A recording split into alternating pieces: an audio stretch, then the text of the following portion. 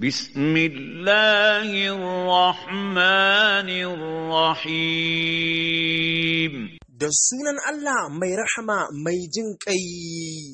إذا جاء نصر الله والفتح Idan taimakon Allah ya zo da buɗi na cin nasara, ورأيت الناس يدخلون في دين الله أفواجا kuma kaga mutane suna shiga addinin Allah, addinin musulunci, jama'a, bayan da kuwa suna shiga addinin musulunci ɗai-ɗai.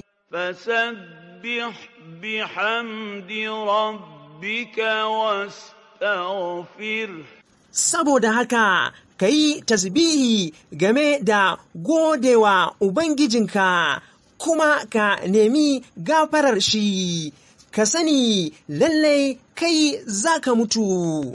إنه كان توابا Lalle shi Ubangijinka mai yawan karɓar tuba ne.